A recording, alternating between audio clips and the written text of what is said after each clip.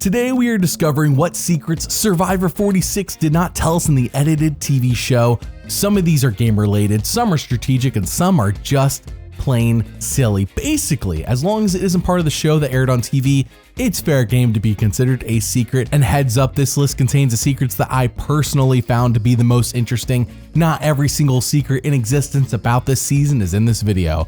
So with that, let's count all 46 of them in absolutely no particular order. Who will have what it takes to outwit, outplay, and outlast all the rest? This is Survivor 46. Number 1. Like with my Survivor 45 secrets video, I said absolutely no particular order, and that will be true later in the video. Right now, I have a whole slew of secrets to connect to create one larger story, all about Maria and Charlie and Ben. We all saw how Charlie was Maria's number 1 all game, so when she votes for Kenzie to win it all and not him, we're confused. What the heck happened? Well, here's what Charlie told Jeff Probst. At the after show that, someone I played the entire game with who knew my game so well, and who the last thing that Maria said to me was that she was voting for me to win the game, and so if there was one vote I was counting on at final tribal council, it was Maria's. In the world where you're on the jury and Maria's in the final 3, your vote goes to her? And the answer is yes, I would have voted for Maria. I respected her game, and especially if she was able to get to the end with everything I was putting in place to try to take her out, I would have respected it that much more, and I would have given her the $1 million vote, of course, and she would have deserved it. Number 2. Okay, so we got Charlie's side of the story. Does it seem believable? But before we hear from Maria herself, what does Kenzie say that Maria told her on why she voted for her over Charlie? She was just like, I saw myself in you and I believed in you and you won me over. You won me over with the fire. That's what she told me right after.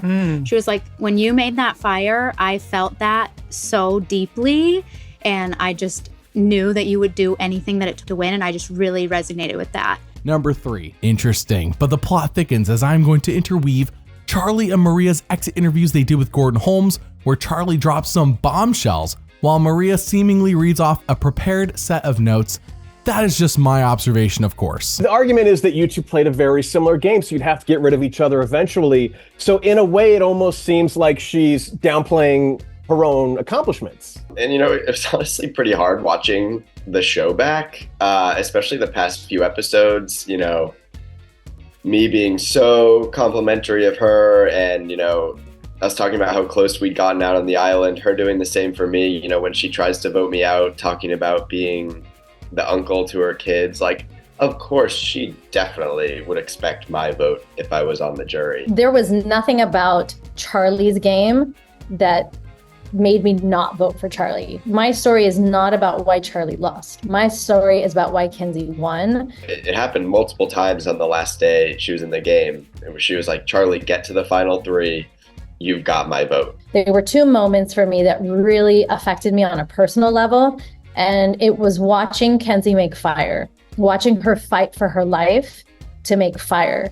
The look in her eyes was so powerful. It was palpable that she was so proud of herself to get to that point. It's already been quite a stressful experience, like listening to her explain her reasons for voting. At one point, weeks after the game, she told me she regretted her vote for Kenzie, wished she would have voted for me, only to then retract that regret and say that she couldn't have any regrets, so she's not going to regret her vote. Then comes Final Tribal, when Q asked the question, what will you do with this money? Kenzie said, since I was 15, I've basically had to work and given a space for everybody to work. And I've never really taken the time to be selfish and take this for myself. I want this for myself. She told us she wanted to get married. She was about to get married, wanted to have a family. And if anybody knows me, that's the reason why I came on this show. I came on this show so I could be selfish for once as a mother. And then the last couple of days, she brought up completely new reasoning that she hasn't told me or anyone ever before in the past year. Definitely said nothing like this in the game or anything like that, about why she voted the way she did. And it to me, it was just like, all right, that's the last straw. But I was one of 5 people, right? Sure. So pinning this one vote on me, and I was the decide. No, 5 people voted for Kenzie. Did you know that Patreon is free to sign up for? Yes, that is the place where I give updates, post videos early, have you all pick what I make. It now has a free option.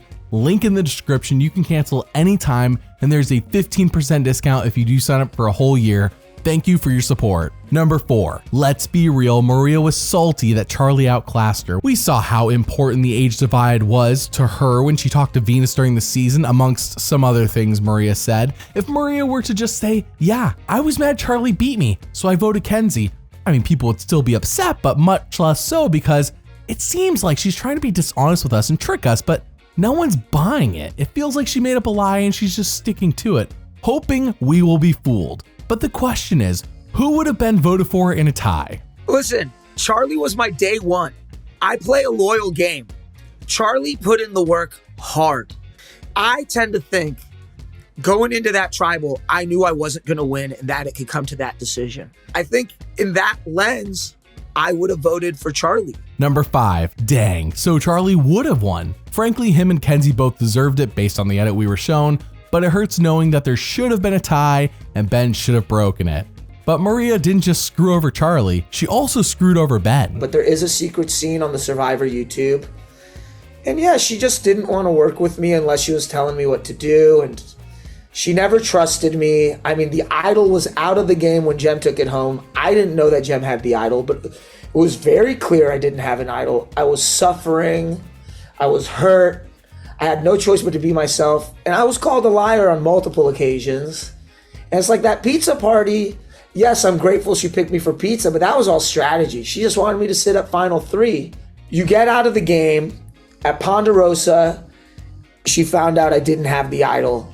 I was still called deceitful and dishonest from the jury about that.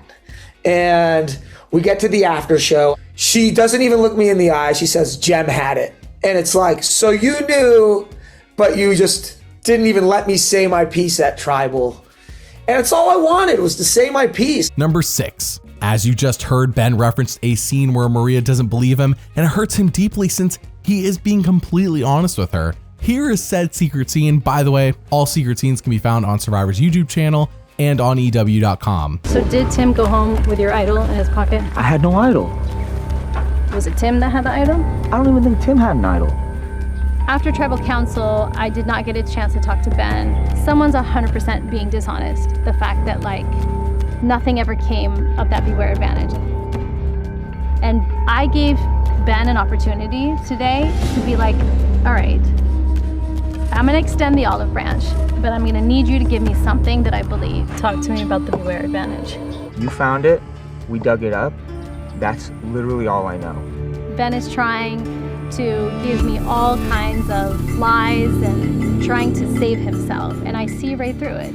Number 7. Now we all know that Liz is so rich to the point that no man can handle her. That's basic knowledge. She even sponsored this podcast, the Once Upon an Island podcast, with her fat stacks of cash. But little did we all actually know. Literal pocket sand, baby. I am nothing. I mean, Jeff said it in the after show. I'm a very unique person. I knew going in, if I showed my true self, then I would be considered a threat. I have a master's degree in leadership. I am mostly successful. I'm wicked smart. So instead of trying to mask all of those things, I said, what if I just exaggerated those parts of my personality so much that people were like, nah.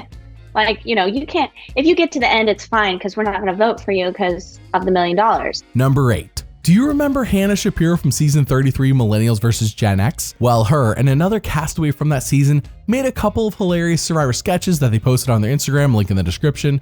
Here's one of them. Okay, not to freak out, but there's a guy behind us and he's been staring at us for 5 minutes. Here we go again. He knows me from the show I was on. Survivor. Hannah, we were on that together. 10 million people an episode tuned in. This is the aftermath. Dude, it's been so long. 2,190 days ago. But it's on Hulu now, and that resets the clock. He's not saying anything. It's really weird. He might be nervous to approach, but us television personalities are just like the never filmed masses. Oh, come on. Am I the same person I was before? Mostly. But I'm a household face now. I'm going to invite him to join. Hello. Hi. Don't be shy. Would you like to take a selfie? Or if you have a printout of me, we can do that. I just need your car insurance information. Bit of an odd request, but if it's what the fans want, he's probably going to auction it off for charity. What? No. No, you're the lady who hit me with her car in the parking lot of this cafe. See, I'm bleeding. Oh. Yeah, I was screaming, but you were watching something on your phone. Highlights from my season in a YouTube compilation. The fans, they make things for me. Number 9. Postseason of Survivor 46 has been a bit messy, and a lot of that is due to, I'm gonna be frank with you, Venus taking a lot of things personally and calling out others on it in her own Venus way. The fact of the matter is, Venus naturally attracts conflict, as we see in this secret scene from episode 2. I want to get some vines today so I can start braiding. You can do what? Start braiding the pom poms. You need pom poms to braid pom poms. Yeah, I know. I said I'm going. That's what I said. Oh, I was good. You said vines. I said pom poms. I feel like from the very beginning, it seemed like you not purposefully, but you didn't even seem to want to connect with me. Well, okay, tell me. There's a couple things that I feel that you say and do sometimes that are coming off a little bit rude and snarky. Okay. I think that there's sometimes where you are wanting us to do something for you. Oh, like what? Not helping us with the fire. You did help last night, and I was so thankful. I do it I've tended me and Soda from the very beginning have switched on and off. I've tended the fire every single night because I'm always up. Number 10. Just a reminder, Survivor does not recruit anymore. Jeff has said this multiple times on his On Fire podcast. Matt Van Wagenen said it during Survivor 45 on the Tyson Apostle podcast. Survivor doesn't recruit anymore, and I am so glad we are never lied to about this. Number 11. When the heck is the next returnee season? We all want it. I know you do, because I definitely do. CBS has come out and said Survivor 50 will be a year-long celebration, whatever that means. So of course, Jeff says, who are the players? So all of us that have a decision in this really just started with a blank sheet of paper the very next day, and we're all just writing down names. And we've had almost 700 people play. So it's going to be a very big list. I have no idea how we'll end up breaking it down, but we're in the early stages. Number 12. Could we possibly see a return of themes? I know most people would love another Second Chances season, a Blood vs. Water season, or even Heroes vs. Villains. They don't have to come up with a new theme. They could reuse a classic. A new theme would be great, but bringing back a guaranteed banger would be cool too. Here's Jeff's thoughts on themes returning to Survivor. So now we had to find new ways to give shape to a season, and we started using themes based on twists or bigger ideas like Ghost Island or Island of the Idols, things like that. But I got to be honest, those are tough to come up with. I could see another theme season coming up in the future. It would still have a number in it. So if it was Survivor 49 and there was a theme, but it would have to be a very special occasion. Otherwise, the numbers are here to stay. Number 13. Did you love Bhanu? If so, then you are one of the million hearts he wanted to win. Good for you. If you're a normal person though, then Bhanu likely annoyed you and you don't want to see him or anyone like him cast again on the show. But for my 2 cents, if we had the chance to go back and do this again, I'd put Bhanu on the show instantly, because that is the kind of authenticity that we are desperately seeking. But here's what I would say to future players. I'm going to put my Survivor professorial hat on right now. But if you found yourself only critiquing Bhanu and making fun of his emotional outburst and his desire to win 1 million hearts when there's $1 million on the line, and you found yourself asking, how did this guy get on the show when I can't get on the show? Well, you have your answer. You're just not self-aware enough to see it. Number 14. Don't you love when Jeff goes on the attack and says, I would cast Bhanu again? Amazing. It's not him who is out of touch with what we want. It's us who is out of touch with what we want. Hang on, wait a second. Did Bhanu really win 1 million hearts? I'm a super fan of the show. And Gordon, let me say this. Last night when I got voted off, one of the fans reached out to me and said that her daughter, who's 7 years old, looked to her and said, like, Mom, why are they voting Bhanu off? He doesn't want $1 million. He only wanted 1 million hearts. Number 15. I'm going to play a clip from Jeff's On Fire podcast where he talks about pulling a crazy trick on the Survivor players, theoretically, of course, as if they haven't done this already for the entire new era and even seasons 22 and 23 as well. What if we do the exact same thing? We could do an entire season exactly the same way. It might be fun to try because the players wouldn't know until it was over that that's what had happened because of that word that I know I say all the time, uncertainty. Number 16, time for some big, tasty secrets. How the heck does Applebee's come to Fiji to deliver their authentic menu items? I must know. A chef from Applebee's actually comes to Fiji with everything they need. So you basically have what is essentially a pop-up Applebee's on location. Number 17. Did you know that it wasn't just Jelensky who wanted to quit the Sweat versus Savvy task despite what the show told us? Oh no, apparently Q wanted to quit it as well, but that doesn't really add up because Q never even talked about quitting during the entirety of the season, so this is probably all being made up. Quitting the Sweat task was not an idea in my mind until Q had mentioned it. And we were doing it for about an hour and a half. So I knew we were struggling. I knew I was struggling. And Q and I had just about the same amount of water in our jugs. So I was like, man, let's conserve our energy for the immunity challenge and let's do some things there.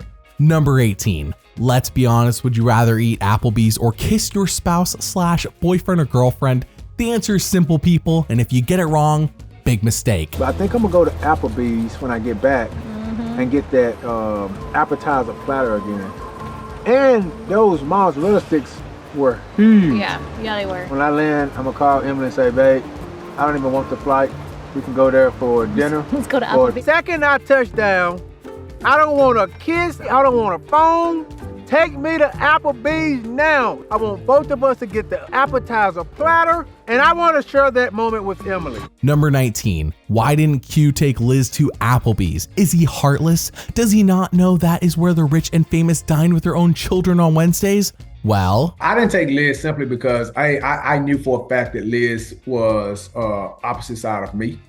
I mean, when you go into a tribal and the votes are red, and I knew the plan going into tribal for Hunter's vote. For you to write my name down twice, it just shows that you're so fascinated with me or you hate me so much, you don't even care to not even write my name down the second time knowing Hunter's going home. So at that point, I was like, there's no way I'm taking her. Number 20. Here's the thing. If people really felt bad for Liz, then why didn't someone like Kenzie or Maria sacrifice their spot and let Liz get Applebee's instead? Well, as it turns out, y'all didn't get to see this, but Kenzie and Maria tried to volunteer their spot so that Liz could go, and Q said no.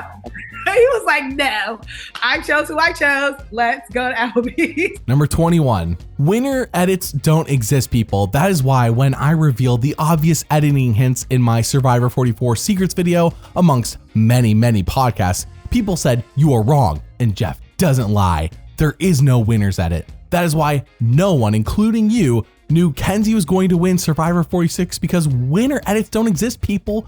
Big mistake to think that they do. That is why Jeff says on the opening match chat of this season that some of you can't win this game, and it cuts straight to Kenzie with her shaking her head yes, and the intro shows her right before the logo in gold, which no one else gets. There is no winner's edit, people. Get it together. Is this idea of an absolutely non-existent winner's edit.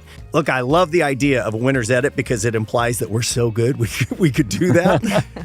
But what really happens, I think, is for a fan, playing along is fun. And that is, Brian, why we edit the show the way we do. We know you were playing along and we try to give you stuff to chew on and decide if it's a red herring or not. I think when it's over, you go back and evaluate and you look for these signals that indicate a winner's edit, but there really isn't one. And I really do have a feeling that fans are declaring that I totally called it. I got the winner and it was due to the edit.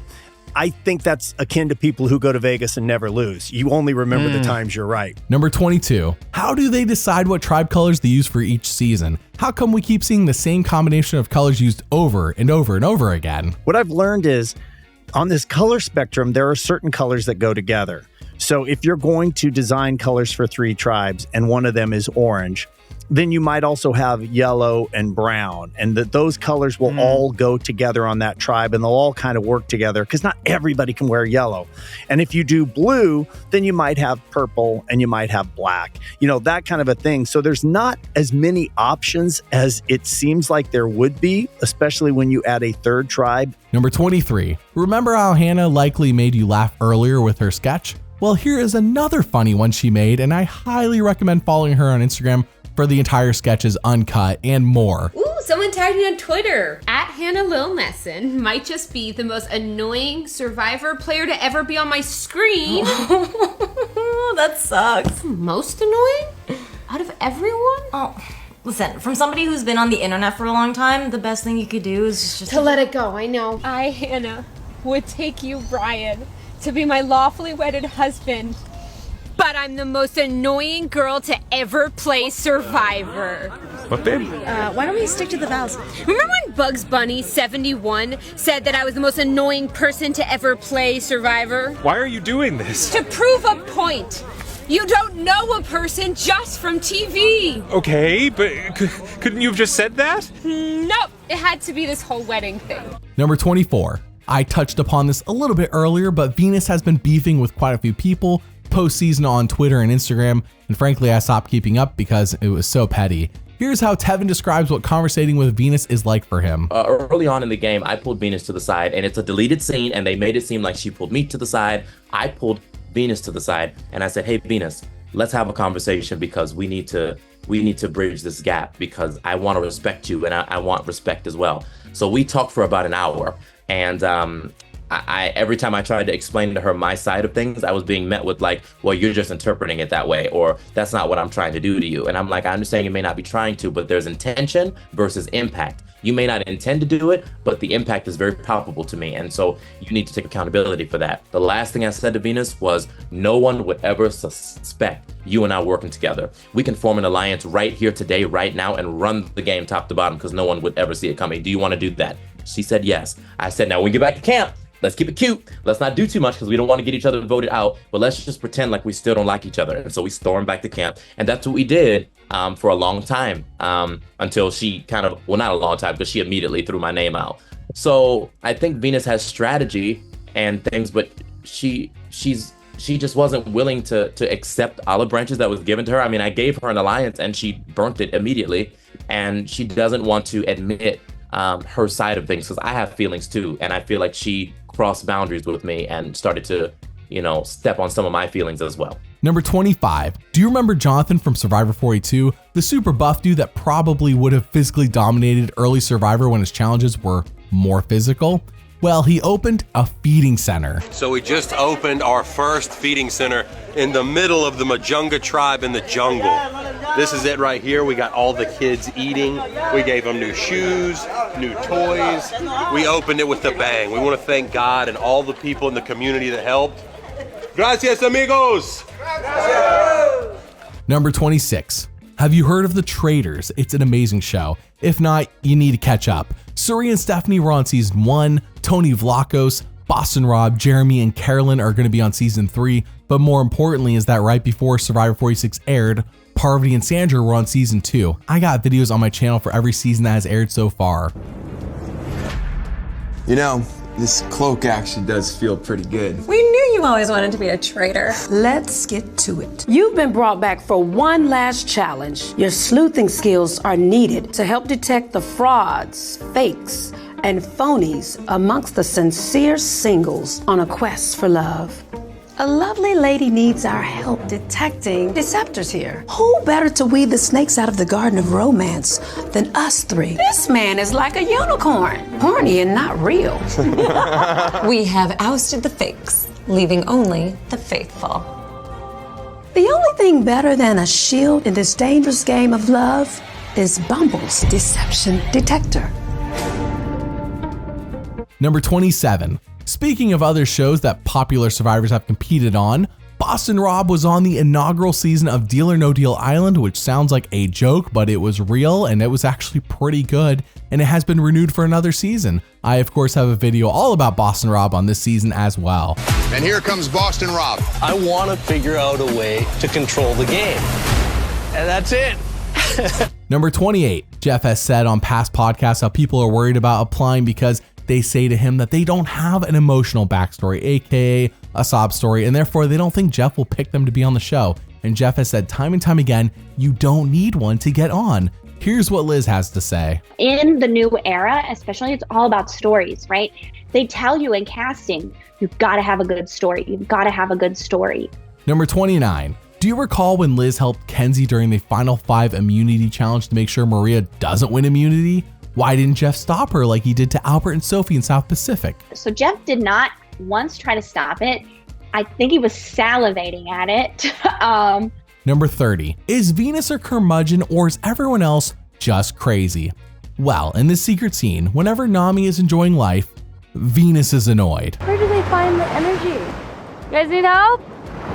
I'm not helping. This tribe is all happy-go-lucky, kumbaya. But from my perspective, I feel like I've been trapped in a cabin because 10 days of just winning, it's maddening. I'm going crazy. Why the hell are they flipping? So much energy. When it comes to camp work ethic, everyone's contributing in their own ways, and I feel like, should I contribute? But then I think, nah, because screw all of you. I'm not gonna waste what little calories I have trying to help around camp. I'm a tiny girl. I don't have enough weight on me to burn doing all of these little tasks. Oh my God, massive twister. I know everyone's like, oh my God, we're winning, we're doing such a good job, but that's just so boring to me. I would rather lose and have to go to tribal so that we can start playing this game for real. I hate you. Number 31. But maybe Venus has a good reason to be annoyed all the time, as we see in this secret scene. As I'm sleeping, I'm feeling hotter and hotter. I'm like, what is going on? And I turn around and I'm like, oh my God, that's a big flame. Oh my God, the flame is on me.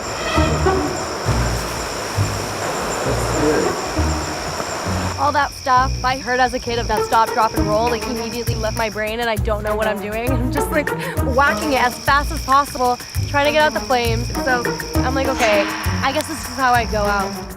I'm okay, I'm at peace with that at this point. So I finally get it under control, and I'm like, something is still burning. And I look to my back, it's like my sweater is still burning. I was lit on fire, and this was the result. I almost died. Number 32. At some point, Survivor production replaced helicopters with drones. I don't know the exact season this happened. I want to say between seasons 30 and 39, but I could be very much wrong. Anyways, here is the Survivor drone team. Welcome to the drone zone. This is where we store all of our tools, varying from big drones to small drones. Hello, I'm Granger. And I'm Chris Barker. And we are the aerial DPs on Survivor. It's been exciting to be part of Survivor. The drone department has grown every year. It began with just one of us. We're up to 4 people now. The best part of my job is having the opportunity to capture aerial footage in a unique way in this beautiful location. The best part of my job is the people that I work with, and also being able to capture Fiji from the air. Number 33. Do you have a VR headset? I don't, but Survivor has a VR game that they have advertised a lot this season, and I am just wanting to know if it's good or not. Please let me know.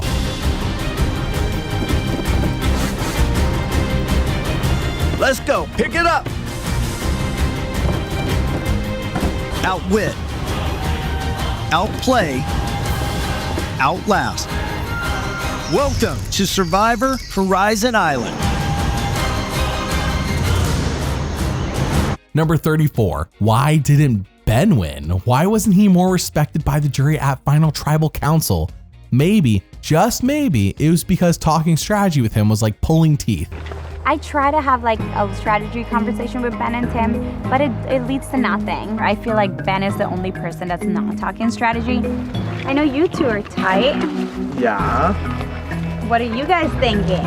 To be honest though, Tim and I are tight, but it's not like we're talking either. Yeah.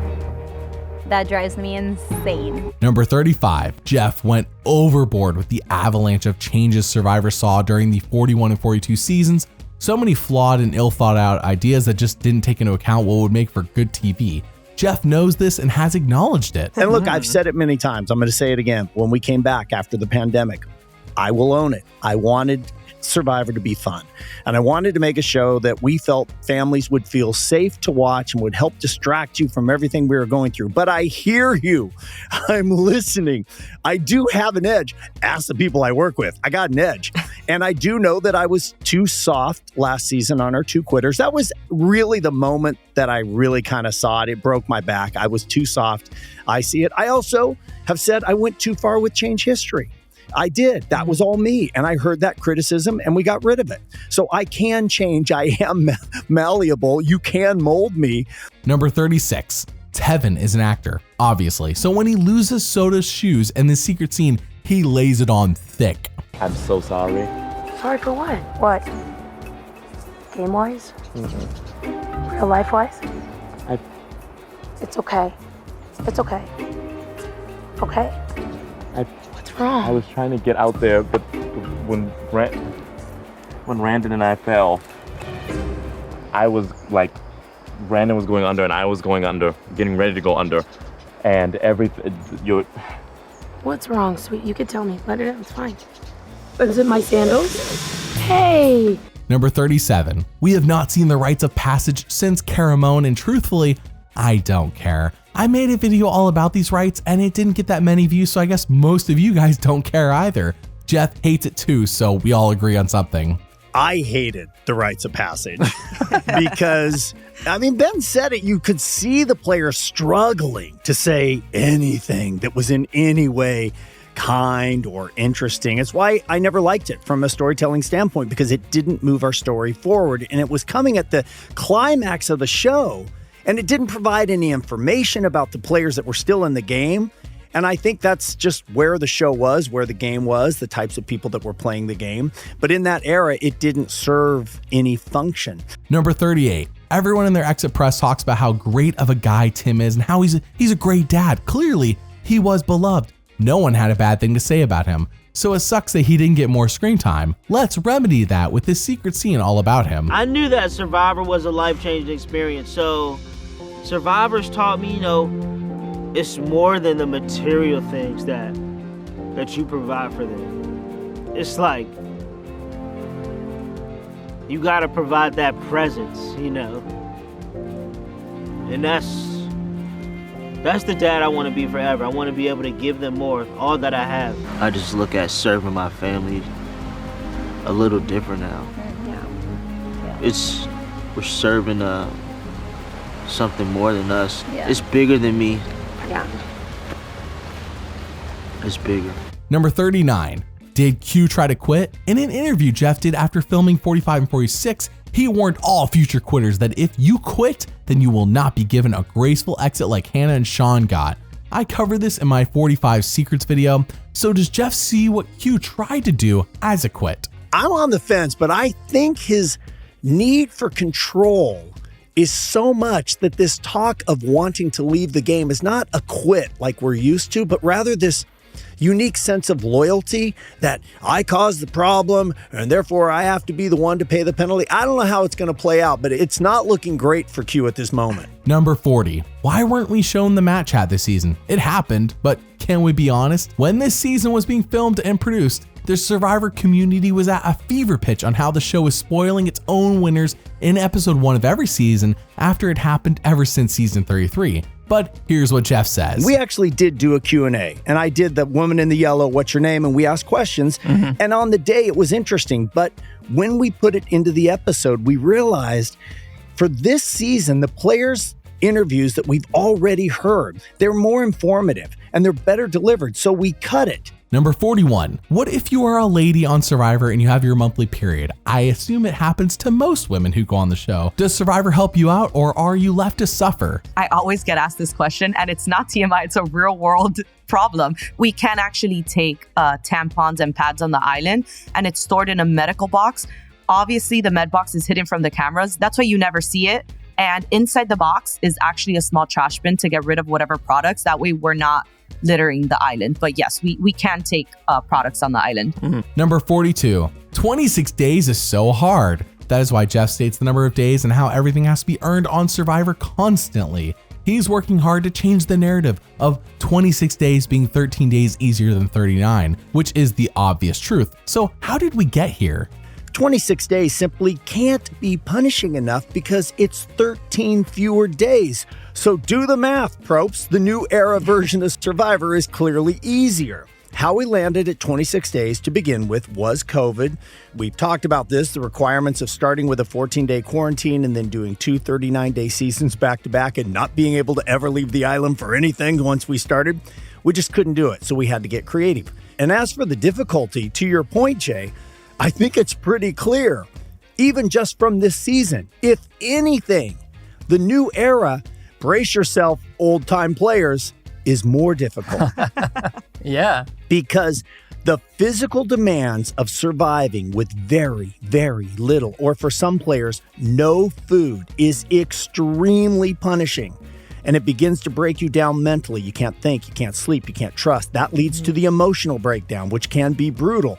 So the looming question is, would you ever go back to 39 days? Well, never say never, and I mean that. We're always open to where the game takes us, as much as where we take the game. But for the time being, 26 days is the game. Number 43. Do you want negativity or villains on Survivor? Considering we actually got this somewhat on Survivor 46, I was impressed. It's nice to not have 18 of the same exact person on a show who all have the same fake heroic edit. However, in an interview Jeff did right before 46 aired on TV, and in the hands of somebody else, I can tell you for sure, Rob, there would be more villains, more negativity, more yelling at each other. It's just not where it's not going to happen when I'm part of the show. I'm just not interested in it. There's too many other things we could do and still have fun. But generally speaking, I like where the show is. And I hear from enough families that say, we love Survivor. We love it. We want our kids to see it. We like them. They think about, we like them imagining that they could be on the show and all that stuff. So this goes back to the same thing. There are people probably listening to this interview right now going, that's why Survivor sucks, pros. I get it. You might be right. If you don't like it, you probably are right. A lot of it's going to come from me. Number 44. Kenzie does not want you visiting her salon. I'm not being sarcastic. She's straight up about this. She made this abundantly clear on social media after 46 finished that so many people were coming to her salon, which is a public place of business. So I am betting she regrets doing preseason press where she explicitly states her business's name and address multiple times, already knowing she had won the show. Future warning to everyone, if you don't want people coming to your place of business, don't advertise it if you're going to be on the show. Number 45. A Quiet Place is getting its third movie in the series, and somehow Dee got to be in an ad for this blockbuster movie. Being on Survivor isn't just about surviving. It's about adapting, using your instincts, thinking ahead, which is exactly what it takes to live through A Quiet Place Day 1. Imagine being on a street just like this when chaos erupts.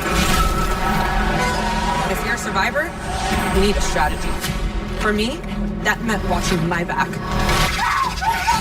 In A Quiet Place, it's not that easy. First, don't make a sound. Next, stay on the move. Be prepared for anything. And don't forget to look up. Remember, if you use your survival instincts, you might just make it through day 1. Number 46. The Dee and Wendell relationship scandal, if you can call it a scandal, it's up to you, was pretty well covered in my Survivor 45 Secrets video, so I will update you all on their relationship. They're still together. Do we have another Survivor marriage on the horizon? I want to know. So which secret surprised you the most? Comment below and let me know. Thanks for watching, and doubly thanks for liking and subscribing. I'll see you all next time.